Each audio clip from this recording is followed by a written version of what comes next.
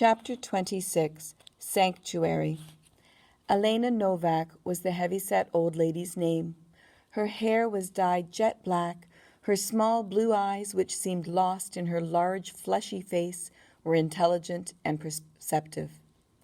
The town we were in, Klatovy, Czechoslovakia, she told us, had long been in German hands. Her son Gunther had been the mayor. When the Germans had taken over Klatovy in 1939, Gunther had tried to please everybody. He had tried to keep the townspeople happy.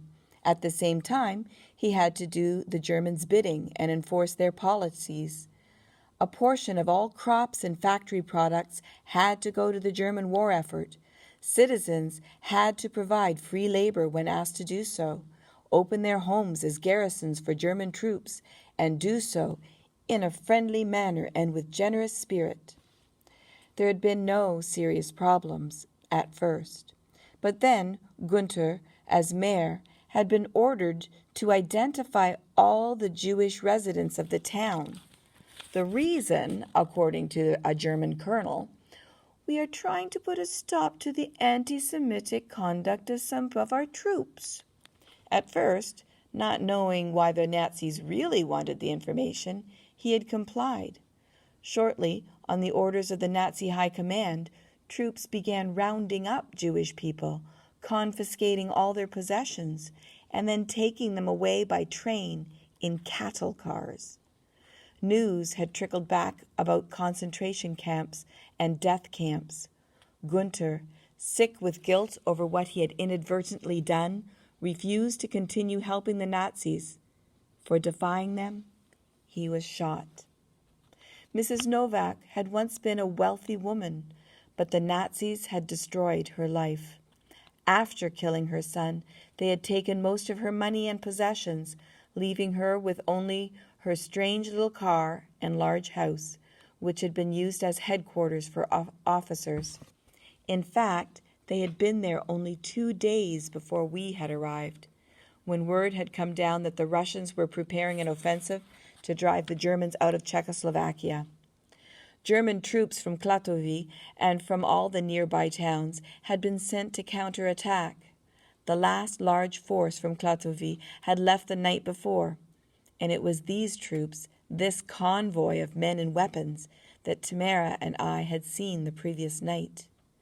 Despite what they had done to her, Elena Novak did not hate the Germans, or anybody. She hated only the war. I refuse to believe that all Germans are like the ones who killed my Gunther. I am of German ancestry myself, and so was my former husband and my son. She shook her head. So tell me, how can I hate all Germans when I am one myself? Mrs. Novak told us these things piecemeal and over a period of several days. Before learning her name or anything about her, I told her how ill Tamara was and how badly she needed a doctor. Elena will take care of everything, she sang out in a confident, happy tone of voice as she headed off through a wood-paneled foyer toward a stairway. But first, we must get you cleaned up, she warbled. Follow me upstairs, dears. I liked and trusted Elena right from the start, and so did Tamara. As we followed the seemingly irrepressibly happy old lady up the stairs, I smiled vacantly, feeling as though I had wandered into a strange, magical sanctuary. In those days, a bathroom was exactly that, a room to take a bath in, nothing else. Tamara went in first. I sat down on a little chair outside, waiting for her. I must have dozed off or drifted into another world, because the next thing I remember, I was in the bathroom, alone, and taking off my filthy clothes. The bath was so wonderful, I almost drowned. Sitting in the warm, soapy water, I dozed off again and woke up sputtering and gasping. I had fallen sound asleep, and my head had slipped under the water. A fluffy baby blue towel and fancy silk pajamas had been left on a stool for me, and as I dried myself, I looked in the full-length mirror. An emaciated stranger looked back at me.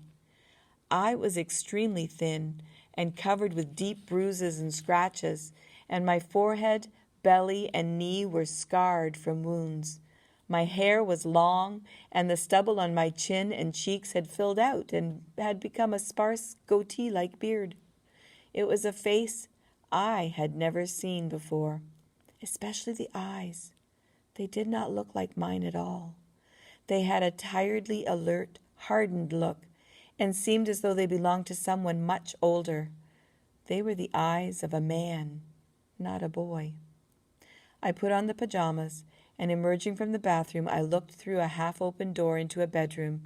In the bed, sound asleep on her back, lay a beautiful young woman, Tamara, her long, dark hair framing her ivory face. Footsteps clomped up the stairs. "This was Gunter's room," said Mrs. Novak as she guided me across the hallway into a bedroom as large as our entire apartment back in Vilsburg. I sat down on the edge of an enormous canopied bed. As though I were a child, Mrs. Novak held a cup of warm juice for me. She began feeding me pieces of buttered toast cut into little slivers. I felt silly. I wanted to protest and to tell her I could feed myself, but I didn't have the energy. "You're handsome," said Mrs. Novak happily. "As handsome as my Gunter. Almost." "Thank you. You get some rest now." "Tamara is very ill, Mrs. Novak, and I have an old friend in town who is a doctor. I will send for him." She smiled, patted my arm, and bustled away. "You just leave everything to Elena." Drowsily wondering at my good fortune, wondering why Mrs. Novak was so happy and being so good to us, I crawled under satiny covers and all but passed out. Never in my life, before or since, have I had such a wonderful sleep. I felt as though I was adrift in space in some sort of deep, luxurious stupor, now and then rolling over in complete contentment. I slept nearly 2 days straight. From time to time, food was brought to me. I nibbled at it, then plunged back into a state of blissful unconsciousness. I only roused myself when the doctor arrived, an old man with graying red hair and a huge, lumpy-looking nose. He had already taken care of Tamara and had given her penicillin for her fever and cough. Her numerous cuts and abrasions were painted with antiseptics, then bandaged, and I was given the same treatment. I gradually emerged from my torpor, as did Tamara. A very large, old-fashioned wardrobe was opened up to me. Mrs. Novak gave me the pick of all her son's clothing, suits, shirts, slacks, all of which were too large and hung on me as though I were a scarecrow. As for Tamara, all that could be found was the uniform of a former maid, but it fit her perfectly, and she looked very cute in it. In the days that followed, Mrs. Novak doted on us. We had, it seemed, filled an empty space in her life. She treated me as though I were the son she had lost, and Tamara as the daughter she had never had. I told her everything about the two of us, including the battle at Tarnopol, about ending up in the schoolhouse hospital in Alreni, and how Tamara and I worked together. I told her about the fighting that had erupted in Alreni while we were trying to evacuate, and about our long trek through Russia, the Ukraine, and Czechoslovakia. "You must be very careful," Mrs. Novak warned me. "You could be shot as a deserter or a spy, and probably would have been already if you had arrived in Klatovy a few days earlier, before the German troops abandoned the town and headed east to try and stop the Russians." To say the least, it was difficult for Mrs. Novak and Tamara to talk to each other. Mrs. Novak knew only a little Russian, and Tamara knew only the smattering of German I had taught her. I found myself serving as a translator, usually a pretty inept one. In Czechoslovakia, 3 languages were spoken: Slovak, Czech, and German, and the German spoken by Czechoslovakian was different in many ways from what I was used to back home. Often Mrs. Novak and I ended up laughing as we struggled to communicate, and Tamara would join in, hardly understanding what it was we found so amusing, which made the whole situation even funnier. In every way, those were the happiest times, great times, some of the best in my life. It was as though all of us were in a private cocoon. For us, the war did not exist. Nothing existed outside the walls of that house. There was no one to bother us, no one to give us orders. There was no ugliness or pain or fear or death. Tamara steadily improved. Only a trace of her cough remained. My own strength returned. My knee bothered me, but other than that, I felt fine.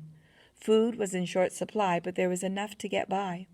We knew, of course, that we could not stay in this cocoon from the world, in Elena Novak's house, forever. But after all we had been through, it was so tempting to make no move and just stay there, letting the days slip pleasantly by. August faded, changed imperceptibly to September. The house had been damaged by the troops and officers previously garrisoned there. Much of the furniture was stained and broken. Carpeting was soiled, plaster walls were chipped and cracked where maps had been nailed. The gas, electricity, and phone no longer worked. Still, it was easy to see that it once had been a very beautiful home. Tamara and I explored the place. It was so large and so different from the homes we had grown up in. One room became our favorite. At the end of a long, tiled corridor, it had been built in a grand manner, high-ceilinged with airy with light, with a massive fireplace and French windows opening onto a large, unkempt garden. Mostly we stayed inside, content to sit on a sofa in that warm, sunlit room and gaze out at the garden and the town of Klatovy in the valley below. At the base of a sweep of low foothills, dominated by a tall church, the town was beautiful. It looked like a picture postcard. I will never forget that room. In there, Tamara and I, using one of the maps the Germans had left behind, plotted the course we would someday take to Switzerland and eventually by ship to America. In there, we wrote letters to family and friends, not knowing when or if we would ever be able to send them, or even if those to whom we were writing were still alive. In there, we talked hour after hour about anything and everything, about each other, and about the war, once having sort of a contest to see who could remember the most cliches, the largest number of tired aphorisms about the stupidity of war. War is hell. There's never a good war. War is murder with the blessings of the government. I felt the last of these the most strongly. In peacetime, for killing someone we're hung, I told Tamara. But for killing during wartime, at the bidding of the same stupid government, they hang medals on us. It makes a great deal of sense, I said sarcastically. I went to a window, gazing at the world beyond the glass, but not really seeing it. From behind, Tamara put her hands on my shoulders. Then she rested her head against my back. I turned. I ran a hand through her long, soft hair. Her arms went around my neck, and as I pulled her closer, our mouths met. We kissed, softly at first, tenderly. For a moment we stopped. I held her beautiful face with my hands, looking into her eyes, not sure I even believed what was happening.